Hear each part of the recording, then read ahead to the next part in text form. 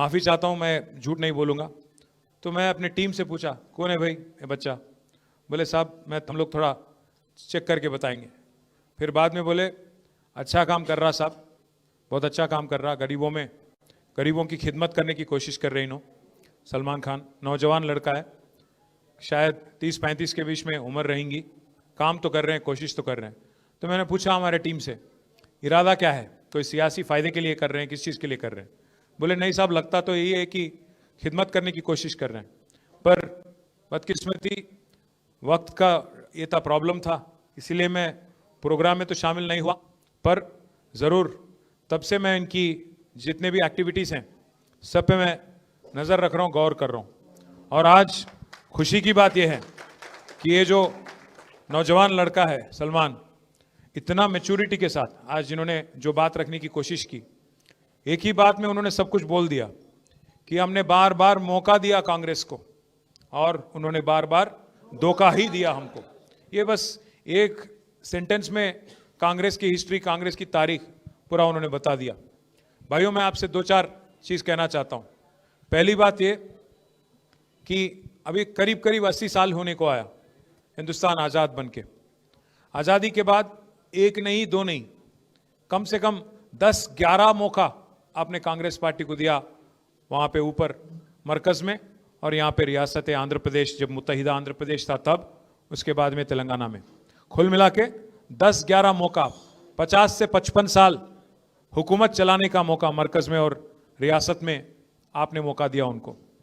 कांग्रेस बस हमेशा से एक ही बात मानती है, उनको लगता है कि वो गुत्तेदार हैं, ठेकेदार हैं मुसलमानों के वोट पे। उनको लगता है कि मुसलमान को किसी और को वोट देने का हक है ही नहीं, इसीलिए कल इनका नॉमिनेशन रिजेक्ट करवा दिए। सलमान अगर वहाँ पे नॉमिनेशन उनका एक्सेप्ट हो जाता, कांग्रेस को मालूम था कि मुसलमान बच्चे जो आपके साथ जुड़ के हैं ज़रूर कोशिश करेंगे, मेहनत करेंगे और शायद दोनों पार्टियों में, चाहे वो बीआरएस हो या कांग्रेस हो, दोनों में से किसी को नुकसान हो सकता है। तो साजिश किया, इनकी नॉमिनेशन रिजेक्ट करवा दिया। कल मैंने उनको शाम में दावत दिया, बोला कि सलमान मेरे से आके मिलो आप। चले आए, अपने वालिद साहब के साथ आए, हकीम खान साहब के साथ। हकीम भाई बोले मुझसे कि मुझे 5 मिनट बात करना है आपसे। तो मैं बोला ठीक है। मैंने पूछा उनसे एजेंडा क्या है, कोई सियासी एजेंडा है, क्या चाह रहे हैं आप, क्या बनना चाह रहे हैं सलमान? तो उन्होंने बस एक ही चीज़ कहा, उन्होंने कहा साहब हम कोई पोजीशन के लिए नहीं आए, हम कोई पैसे वैसे लेने वाले नहीं हैं, हम हमारे ज़मीर बेचने वाले नहीं हैं, हम बस एक ही चीज़ आपसे चाहते हैं, एक ही चीज़ चाहते हैं आपसे, इज्जत चाहते हैं। और दूसरी बात, हमारे जो ख्वाम है उसका खिदमत और उसके कुछ रिक्वेस्ट हैं वो आपके सामने रखेंगे। बस इन चीज़ों के बारे में आप एक आश्वासन दो, एक हामी दो, उसको लेके हम आगे आएंगे। तो मैंने बार बार इनसे पूछा, दोनों से पूछा, फादर से और सन से, दोनों से पूछा कि साहब बताइए क्या चाहिए उनको।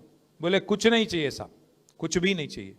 मैंने कहा कुछ अगर मदद करूं, कुछ आप इलेक्शन भी लड़ना, इतना कुछ कर रहे हो आप? बोले नहीं, एक पैसा भी नहीं चाहिए, आपके दिल में जगह चाहिए, बस उतना ही कहा उन्होंने। आपके लिए इज्जत, आपके लिए आपकी एक अल्फाज से कल इज्जत बढ़ गया। और हमारे नवीद इकबाल साहब भी यहीं पे है। आपके लिए वो एक बात जो आपने कहा हकीम भाई कि हम लोग बहुत पॉवर्टी से उभर के आके, हम लोग यहाँ तक, गरीबी से उभर के आके यहाँ तक आए।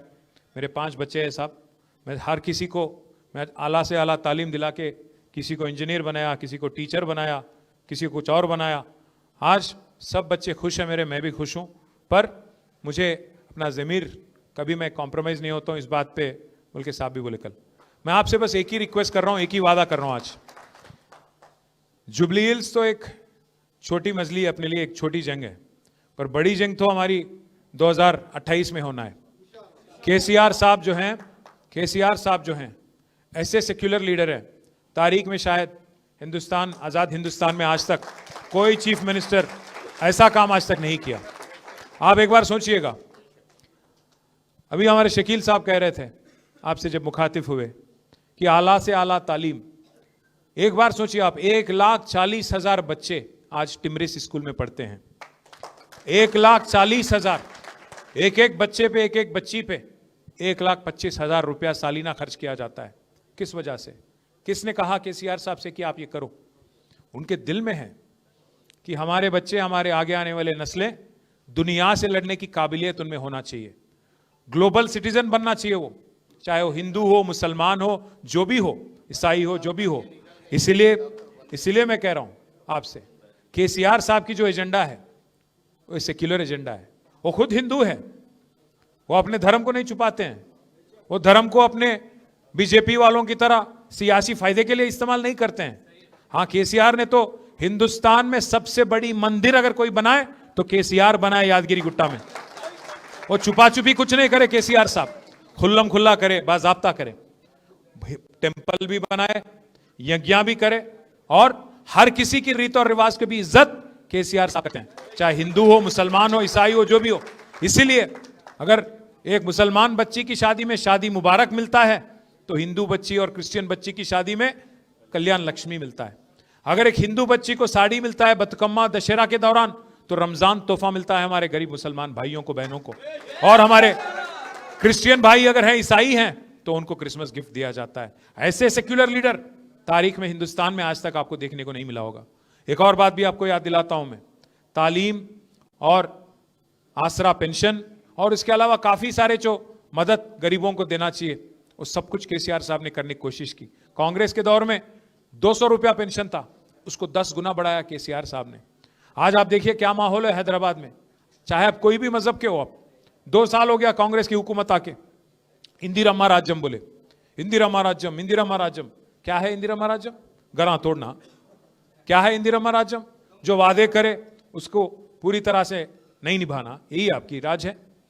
420 वादे करे, एक नहीं दो नहीं, 420, 6 गारंटी दिए, उसमें से एक फ्री बस बोल के वो दे दिए। वो फ्री बस भी क्या चीज है? औरतों को फ्री, उनके शौहर को डबल रेट। काय का फ्री? आप सोचो, आप इसको हैदराबाद में क्या बोलते मालूम? बैगन की बात बोलते। आप सोचो एक बार, औरतों को फ्री कहते, शौहर को डबल टिकट, और बच्चों को बस पास बढ़ा देना 25%, उसको भी इंक्रीज कर दिए। तो क्या फायदा हुआ फिर घर में? कोई फायदा नहीं। इसलिए मैं बोल रहा हूं, हाँ मार ले रहे तो वो तो है ही, मैं उसके बारे में ज्यादा नहीं बोलता हूं। बस आप एक बात सोचिए, 2 साल हो गए इनको, शायद वक्त नहीं मिला चीफ मिनिस्टर को, एक कोई रिप्रेजेंटेटिव नहीं है मुस्लिम कम्युनिटी से। हिंदुस्तान में पहली बार, आजाद हिंदुस्तान में पहली बार एक ऐसी कांग्रेस हुकूमत है जहां कोई रिप्रेजेंटेशन है मुसलमान का। ना कोई मुस्लिम एमएलए है, ना कोई मुस्लिम एमएलसी है, ना कोई मुस्लिम मिनिस्टर है। बार बार चीफ मिनिस्टर यही कहते हैं कि भाई आप लोग एमएलए नहीं जिताए। मैं पूछना चाहता हूं चीफ मिनिस्टर साहब से, भाई आप 2 साल में 6 एमएलसी बनाए आप एमएलए के जरिए, एक काबिल आदमी नहीं मिला आपको। आपके लिए जो कुर्बानी करे शब्बीर अली साहब, वो नहीं दिखे आपको, सीट कुर्बानी कर दिया उन्होंने। खामारेड्डी छोड़ के निजामाबाद गए, वो हार गए बेचारे वहां पे, वो भी नहीं दिखे आपको। अजहरुद्दीन साहब बेचारे अच्छे खासे क्रिकेटर थे हमारे कैप्टन साहब, उनको भी बकरा बना दिए। उनको इलेक्शन में तो टिकट दिए 2023 में, हार गए उन्होंने, ठीक है, फिर एमएलसी बना के वजीर बनाते, नहीं बनाए। 6 लोगों को जब मौका दिया आपने 2 साल में, नहीं दिखे आप, कोई नहीं दिखे आपको। एक आमिर अली खान साहब को बनाए, हां, पर मालूम होते हुए, क्या मालूम था उनको? कोर्ट में केस चल रहा, कचहरी चल रही, मालूम थी उनको नहीं होना है, मालूम था, जानते हुए फरेब झूठ के बुनियाद पे उनको बना के उनकी बेइज्जती करे कांग्रेस वाले। और उनको यह भी मालूम है जब आमिर अली खान साहब का कोर्ट ने रोक दिया तो अजहरुद्दीन साहब को फिर एक बार कैबिनेट में अगर आप सिफारिश करेंगे, क्या होगा उसका? कुछ नहीं होगा उसका, लटकते रह जाएंगे उन्होंने बीच में, वैसे ही मालूम है उनको, बलि का बकरा बना दिया उनको फिर एक बार। तो इसीलिए मैं बोल रहा हूं, झूठ और फरेब के बुनियाद पे जो हुकूमत चल रही कांग्रेस की यहां पे, इसको सबक सिखाने का एक शानदार मौका आज जुबली हिल्स में आपके सामने है। भाइयों, आज एक आदमी नहीं, हर कोई परेशान है तेलंगाना में। अब यहां पे हैदराबाद में हमारे जितने बच्चे हैं, नौजवान लीडर है और नौजवान बच्चे जितने भी हैं, काफी लोग रियल एस्टेट में मार्केटिंग करते रहते, काफी लोग रियल एस्टेट में थोड़ा अपना अपना रंगारेड्डी में, हैदराबाद में, इधर इतराफ में, मेडचल में, इसमें डूबे हुए रहते रियल एस्टेट में। आज पूरा रियल एस्टेट तमाम हो गया रेवंत रेड्डी आने के बाद। ना सिर्फ रियल एस्टेट, ऑटो वाला का कारोबार बंद। मैं 1-2-4 महीने पहले मैं आ रहा था यहीं पे पार्टी ऑफिस, तो बीच में सिटी सेंटर के पास वो लाइट आ गया, रेड लाइट, तो वहां रुक गया मैं। साइड में एक ऑटो आ गया, वो ऑटो वाला भाई साहब बोले सलाम, मैं बोला सलाम। बोले साहब जरा शीशा नीचे करो, मैं बोला शीशे नीचे कर लिया। पूछे मैं पूछा उनसे कहाँ जा रहे हैं, तो बोला सवारी है, जा रहा हूँ साहब।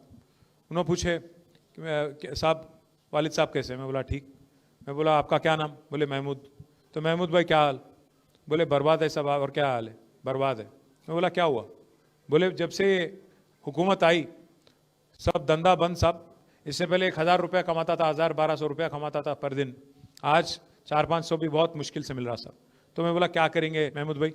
एक गलत वोट की सजा 5 साल है ना, क्या करूं? उन्होंने क्या बोले मालूम महमूद भाई मेरे को? साहब कोई तरकीब नहीं है क्या?